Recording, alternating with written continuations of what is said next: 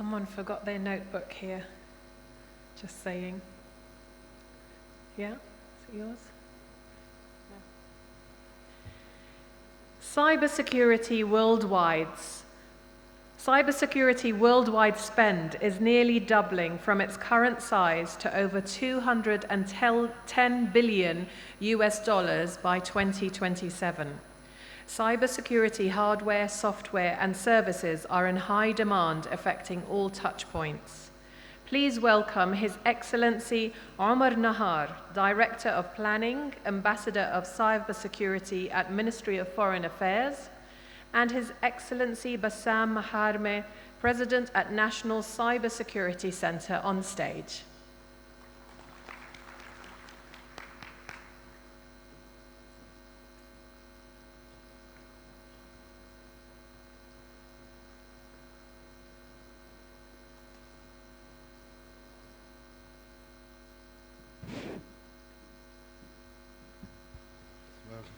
Good morning, ladies and gentlemen. It's a pleasure to be here with you today, bring you back from the metaverse to the world that we live in today. And I'm especially happy to share the stage with His Excellency, Mr. Bassam Maharmeh, who is the President of the National Center for Cybersecurity, that is mandated with everything relating to cybersecurity in the Hashemite Kingdom of Jordan.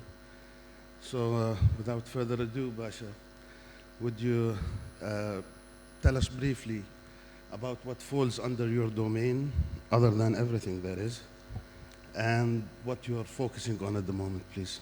Thank you, Ambassador. Thank you. Thank you very much. Good morning, everybody. Yeah, it's good actually to come back to reality after maybe 3-4 sessions on virtual world. For a guy like me who is, most of my life is maybe doing cybersecurity, we are struggling actually to keep the physical world secure. Now add to that the virtual world. It's going to be a hard job actually for us. So for us, it's a nightmare maybe.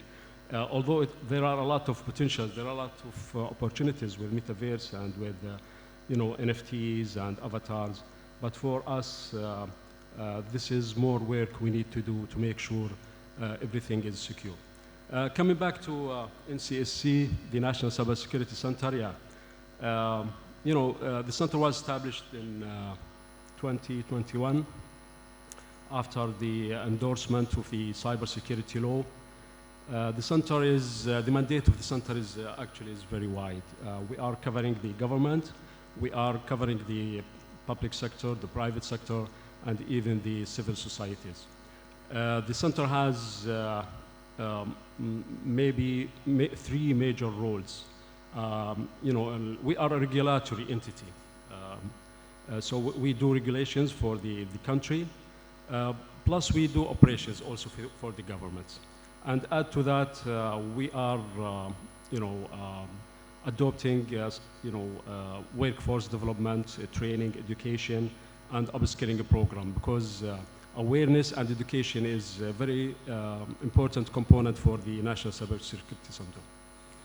Thank you very much for that, and we wish you all the best. It's a tough job. Is it? Yeah. Cyber attacks are becoming more and more common, and we look at attacks on critical services and infrastructures and what have you. Do you believe that the cybersecurity issue is something that is related to our environment and societal and to our ESG basically and the governance, and are people aware of that? How can you? Yeah, of course. I believe it is related to ESG.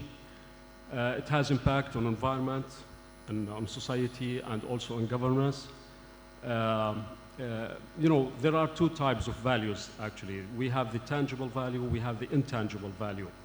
The intangible value, things like IPs, things like data, and they now represent 90% of the value globally. And protecting data is very, very important. Cybersecurity, if you don't take care of cybersecurity, there is a threat on the value, and there is also a threat to the society. So every breach actually is a threat to the society. In the center, actually, we are trying, to take care of those three aspects. The environment, the society, and the governance. And I believe, if you think about it, if any company or if any organization, for example, doesn't if doesn't comply with regulations, this is gonna, put it in risk, actually. Because people will not deal with any organization or with any company that doesn't protect their data. And this is what's happening actually with a lot of platforms, like, for example, Facebook. A lot of people now moving from social media platforms that don't take care of their personal information to more secure platforms. Also, people are going, to, for example, for applications that provide end-to-end encryption. So any platform, any company, any organization that doesn't care about its customers' data actually will eventually lose, will put itself in a very risky situation. So what are basically the best practices, and how do we take care of that going forward? Yeah, I believe every organization should,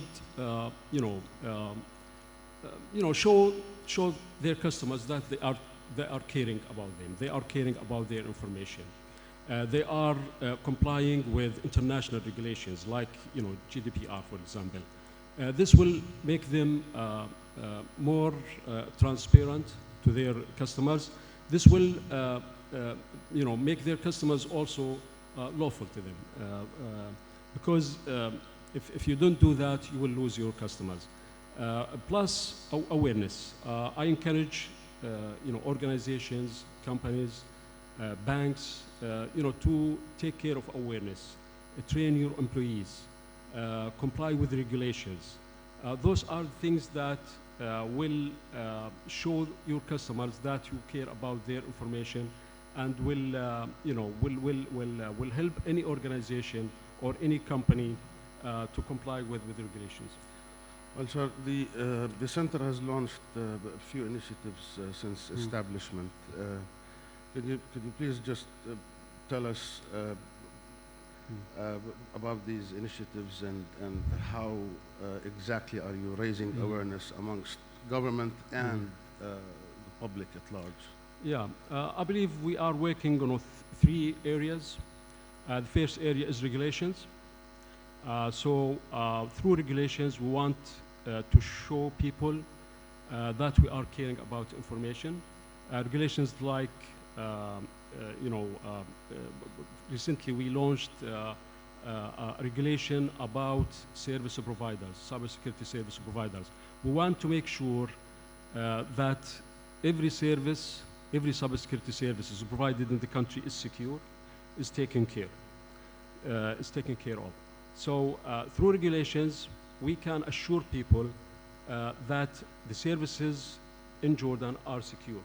So this is the first thing, regulation. The second thing is awareness, actually. We are launching awareness campaigns. We are reaching out to people through our platforms, through social media, through different media. So we are reaching out to people to educate them, to make them more aware about cybersecurity. This way, I believe we will build this digital trust that is very important for digital services to thrive. Inshallah. Sidi, mentioning regulations, could you tell us a little bit more about the government's approach on regulations with regards to data protection and licensing? Yeah, there is, a draft law now in the parliament. This is the the data protection and privacy law. Hopefully it will be drafted, it will be endorsed during this parliament session. This is a very key law. This is very important law actually for privacy and for data protection in Jordan. We have been working on this since 2018. I'm very, very hopeful that the Parliament will endorse it, and finally we'll have a data protection law. In addition to that, we have, as I said, we have also a set of regulations related to cybersecurity services. After that, we will move to products, actually. We'll have like a certification and accreditation program for products. It's very important that we certify only the products that will provide security for customers. We will not certify products that will impose risk for customers. So the next step is, after services, we'll move to products, and we'll build a certification and accreditation scheme for products, hopefully. Thank you. See, one question that I've also had in mind is how exactly does the center work with its counterparts in the region and internationally, of course, and how do you cross with the private sector to ensure maximum efficiency? I will start with the private sector. I believe we have good relationship with the private sector. Those type of relationships are very important. Cybersecurity is a team game. As I always say, we can't do cybersecurity by ourselves. We need partners. So we are working with the private sector. Even the regulations, for example, the cybersecurity services regulation, we put it in public consultation. We are consulting with all stakeholders in the private sector, in the public sector. So this type of partnership is very important for cybersecurity. In terms of regional and international cooperation, this is also very important for us. We are part of all regional and international CERTs. We are part of the UN dialogue, the open-ended working group. We are part of it. Also the dialogue, the ad hoc dialogue on drafting a treaty on cybercrime. Also, we are part of that. We are working also on bilateral level with many countries in the region, also internationally. So, cooperation is very important, and I believe this is one of the strategic pillars that the center is working on. Yeah, thank you, sir. Can you finally, being conscious of time, can you just shed some light on the cybersecurity threat landscape in Jordan? Please. Jordan is, let's say, is not one of the most targeted nations or one of the most targeted countries. Because, hackers usually, they are looking for high-value targets. They are looking usually for big fish. For big fishes, they are looking for targets with value. So maybe you find most targeted nations, maybe the US, in Europe, in our region, maybe Saudi Arabia, the UAE, because of they are looking usually for high-value targets. Here in Jordan, if we are talking about the customer level, for example, if you ask me about the environment, let's say, how it's safe in Jordan, I believe, according to statistics, actually, Jordan is also one of the, let's say, most infected. There is by Microsoft, there is a statistic. They measure the what's the infection rate, or what is the I believe it is the infection rate. What's the infection rate for every country? And I believe Jordan is one of the the highest infected nations, actually, with viruses and malware. And this is because in many cases, users in Jordan, they don't use, for example, antivirus. Even if they use antivirus, they will switch it off when they do download. For example, if they visited a site, if they try to download a file, and the antivirus, alert them not to do that, they will switch off the antivirus and they will download the file. So the environment, actually, the user environment is not that healthy.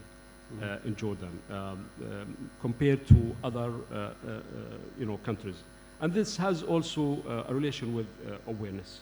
I believe users in Jordan also very naive when it comes to cybersecurity. They don't take it seriously. So this is why we have this high infection rate in Jordan. But again, also Jordan also, we have a limited IP space compared to other countries. In Jordan here, we have maybe 700,000 IPs. This is the whole IPs that we have for the country.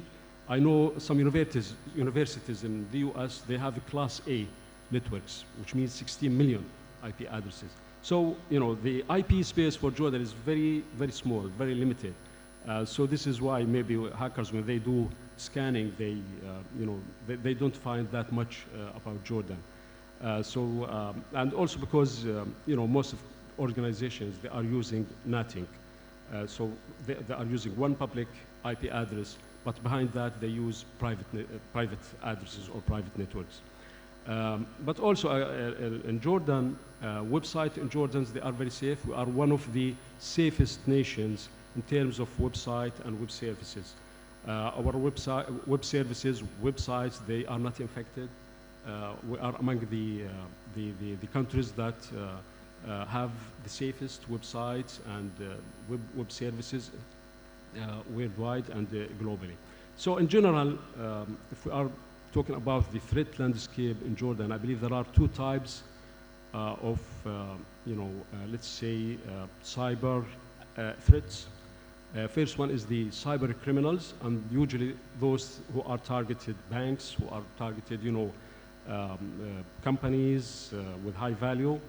And the other type is the state-sponsors hackers, or what we call them the APTs. So those are two types of threats that in the center we care about, and we do, all possible actually, measures to protect the government and also the institutions from those threats. So this is in general the threat landscape here in Jordan. Well, thank you so much for that, and I wish you all the very best going forward. I'm sure that our next panelists are waiting, but I'm also sure, Basha, that you're very open to having a dialogue with any of our of course, people present here. If we have time, yeah, of course, if there are any questions. So again, thank you so much, and I'd like to thank our organizers, and I'd like to thank you for listening in and for your patience. Thank you so much. Thank you very much. Thank you.